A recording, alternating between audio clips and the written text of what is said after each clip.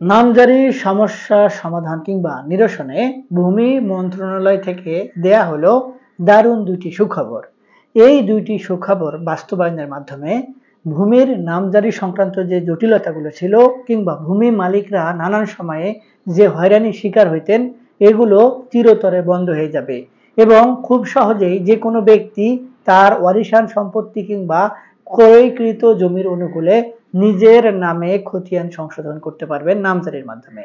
এই দুটি সিদ্ধান্ত কিভাবে বাস্তবায়ন হবে, কখন বাস্তবায়ন করা যাবে না, বাস্তবায়ন করতে গেলে কোন পদ্ধতি অবলম্বন করতে হবে, এই সংক্রান্ত যাবতীয় বিষয় নিয়ে আজকের এই ভিডিওটিতে আমি বিস্তারিত আলোচনা করব।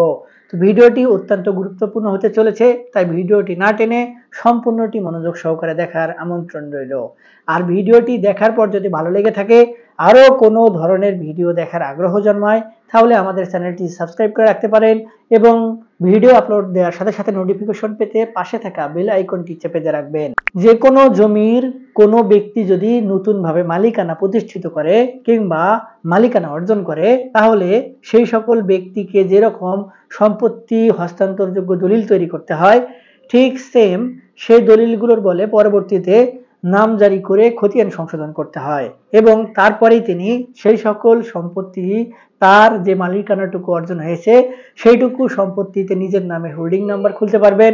তারপরে সেই সম্পত্তির অনুকূলে তিনি নিজেকে প্রতিষ্ঠিত করে সরকারের কাছে খাজনা পরিশোধ করতে পারবেন। তবেই তিনি রাষ্ট্রীয়ভাবে সেই সকল সম্পত্তির মালিকানা চিরস্থায়ীভাবে প্রতিষ্ঠিত হবে এবং পরবর্তীতে ওই সকল সম্পত্তিতে কেউ এসে জোর করে জবরদখল করতে পারবে না, কেউ এসে মালিকানা দাবি করতে পারবে না, কিংবা তিনি যে কোনো ব্যক্তির কাছে হস্তান্তর করতে পারবেন, অর্থাৎ তিনি অন্য কারো কাছে বিক্রয় করতে পারবেন কিংবা দান করতে পারবেন, কোনো প্রতিষ্ঠানকে ওয়াকফ করে দিতে পারবেন, তার পরবর্তীতে যে সকল ওয়ারিশরা রয়েছে তাদের কাছে হস্তান্তর করতে পারবেন ওয়ারিশান সূত্রে।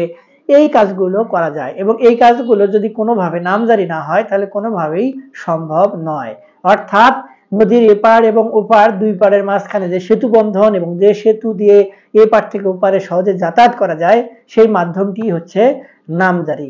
তো এই যে নামজারি সংক্রান্ত যে বিষয়গুলো, এগুলো সাধারণত সহকারী ভূমি কমিশনার কিংবা এসিল্যান্ড অফিস এগুলোর মাধ্যমে করা হয়।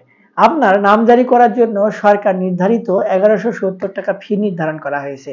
সেই ফি পরিশোধ করে ডিসিআর রসিদের মাধ্যমে নামজারির অ্যাপ্লিকেশন করতে হয় অনলাইনে। তারপরে সেখানে অনলাইনে অ্যাপ্লিকেশন পূরণ সাপেক্ষে একটি প্রিন্টেড কপি নিয়ে প্রয়োজনীয় সংখ্যক ডকুমেন্ট, অর্থাৎ জমির দলিল, অর্থাৎ হস্তান্তরযোগ্য যে দলিল হয়েছে সেটি, বাটোয়ারা দলিল থাকলে বাটোয়ারা দলিল কিংবা অন্য যে সকল দলিল রয়েছে সেই দলিল, যে ব্যক্তির নামে নামজারি করা হবে সেই ব্যক্তির পাসপোর্ট সাইজের ছবি, জাতীয় পরিচয়পত্র কিংবা পাসপোর্টের ফটোকপি, সঙ্গে যে জমিটি সম্পত্তির অনুকূলে নামজারি চাওয়া হচ্ছে তার বর্তমানে যে ব্যক্তির নামে নামজারি খতিয়ান রয়েছে সেই খতিয়ানের কপি, তারপরে প্রয়োজনীয় সাপেক্ষে মৌজা ম্যাপ কিংবা সেই সকল সম্পত্তির ম্যাপ সহকারে জমা দিতে হয়। এত বিড়ম্বনা হওয়ার পরেও ভূমি মালিকেরা যখন নামজারির জন্য আবেদন করেন, নানান কানুন কায়দা দেখিয়ে তাদের নামজারি বাতিল হয়ে যায়। টাকা দিলেই সব ফাঁক বন্ধ, আপনার নামজারি 2 দিনের মধ্যে হয়ে যাবে, কিন্তু টাকা না দিলে আপনার এই হয় নাই, হ্যান হয় নাই, ত্যান হয় নাই, এগুলো বলা হয়।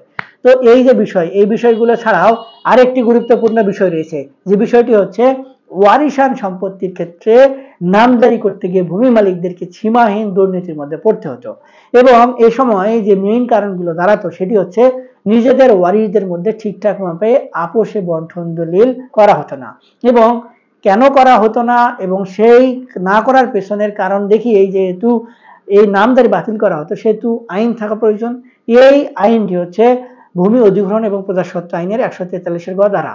এখানে বাটোয়ারা দলিল ছাড়া কোনোভাবেই ভূমি অফিস কিংবা সাবেক যে রাজস্ব কর্মকর্তা তারা কিন্তু কখনোই খতিয়ান সংশোধন করে দেওয়ার বিধান রাখতেন না কিংবা নির্দেশনা দেওয়া হতো না। যার কারণেই এই যে বাটোয়ারা দলিল ছাড়া যদি কোনো ওয়ারিশ তার যে ওয়ারিশান অংশ সেটির নামজারি করতে যেতেন তখন তাকে কোনোভাবেই নামজারি করে দেয়া হতো না। এই সমস্যাটা সমাধান করার জন্য ভূমি মন্ত্রণালয় থেকে একটি পরিপত্র প্রকাশ করা হয়েছে। সেই পরিপত্র স্পেসিফিক ভাবে বলা হয়েছে যদি কোনো ওয়ারিশদের মধ্যে নিজেদের মধ্যে বাটোয়ারা দলিল না হয়, সেক্ষেত্রে সেই সকল ওয়ারিশগণ তাদের যে ওয়ারিশান অংশ সেই ওয়ারিশান অংশটুকু যৌথ খতিয়ানের আবেদনের ভিত্তিতে তারা নিজেদের নামে খতিয়ান সংশোধন করে নিতে পারবেন নামজারির মাধ্যমে। এক্ষেত্রে অবশ্যই সকল ওয়ারিশরা সম্মিলিতভাবে যৌথ খতিয়ানের মাধ্যমেই তাদের যে নির্দিষ্ট অংশটুকু, অর্থাৎ ছেলে সন্তানের ক্ষেত্রে যে অংশটুকু, সেক্ষেত্রে যদি 3 জন একসঙ্গে ছেলে সন্তান থাকে, পাশাপাশি আরো কন্যা সন্তান থাকে, স্বামী থাকে, স্ত্রী থাকে, পিতা থাকে, তাহলে তাদের যে অংশটুকু, সেই অংশটুকু কে কতটুকু পাবেন সেই উল্লেখপূর্বক তাদের নামে যৌথ খতিয়ান করে দেওয়ার নির্দেশনা প্রদান করা হয়েছে। ইতিমধ্যে কিন্তু এই বিষয়গুলো বাস্তবায়নও শুরু হয়েছে। আরেকটি বিষয় যেটি হলো, যৌথ খতিয়ানের জন্য যদি কোনো ওয়ারিশগণ এসিল্যান্ড অফিস কিংবা ভূমি কমিশনারের অফিসে আবেদন করে, তাহলে তাদের আগে যেভাবে যৌথ খতিয়ানের জন্য আবেদন করলেও তাদের আবেদন নামঞ্জুর করে দেওয়া হতো কিংবা কোনোভাবেই নামজারি করে খতিয়ান সংশোধন করে দেওয়া হতো না, এই বিষয়টি আর করা যাবে না। তারা যদি যৌথ খতিয়ানের আবেদন করে, তাহলে তাদের যৌথ খতিয়ানের সাথে শুধুমাত্র তাদের যে ওয়ারিশান সনদ, সেই ওয়ারিশান সনদটা আবার স্পেসিফিক ভাবে বলে দেওয়া হয়েছে কোথা থেকে নিতে হবে। ইউনিয়ন পরিষদের চেয়ারম্যান, উপজেলা চেয়ারম্যান, সিটি কর্পোরেশনের যে কমিশনাররা রয়েছে তাদের কাছ থেকে সংগ্রহ করে এই আবেদনের সঙ্গে সংযুক্ত করে দিয়ে যৌথ খতিয়ানের আবেদন করলেই তাদের আবেদন অ্যাকসেপ্ট করে তাদের নামে নামজারি করে দিতে হবে। এক্ষেত্রে কোনো ধরনের গড়িমেশি করার কোনো সুযোগ নেই। এবং এটি যদি না করে কোনো ভূমি কর্মকর্তা তাদেরকে ফেরত পাঠায় কিংবা তাদেরকে হয়রানি করার চেষ্টা করে, তাহলে ভূমি হটলাইন সেবা যেটি রয়েছে 24 ঘন্টা চালু রয়েছে, সেটিতে আপনার অভিযোগ জানালেই তারা আপনাদের কাছে কিছু প্রমাণ চাবে। সেই প্রমাণ যদি আপনারা উপস্থাপন করতে পারেন, তাহলে তাদের বিরুদ্ধে কিন্তু অ্যাকশন নেওয়ার সুযোগ রয়েছে। তবে এখানে আরেকটি গুরুত্বপূর্ণ বিষয়, সেটি হচ্ছে যদি কোনো ব্যক্তি অর্থাৎ কোনো ওয়ারিশ তার যে ওয়ারিশান অংশ সেটি তিনি আলাদাভাবে নামজারির জন্য কোনোভাবে চেষ্টা করেন কিংবা চেয়ে থাকেন, সেক্ষেত্রে তাকে অবশ্যই বাটোয়ারা দলিল কিংবা বন্টন দলিল উপস্থাপন করতে হবে। যদি বাটোয়ারা দলিল কিংবা বন্টন দলিল ছাড়া কোনো ব্যক্তি তার সম্পত্তির অনুকূলে নামজারির মাধ্যমে খতিয়ান সংশোধন করতে চায়, তাহলে সেটি করে দেওয়া হবে না। তবে একটি সুযোগ রয়েছে, সেটি হচ্ছে তার উত্তরাধিকারী প্রাপ্তির সম্পত্তি যে অংশটুকু পাওয়ার কথা, সেইটুকু অংশ তার যেটুকু সম্পত্তির থেকে পাওয়ার কথা, সেইটুকু সম্পত্তি যেখানে যেখানে অবস্থিত প্রত্যেক দাগ থেকে তার সম্পত্তি তিনি দাবি করে নামজারি আবেদন করতে পারবেন।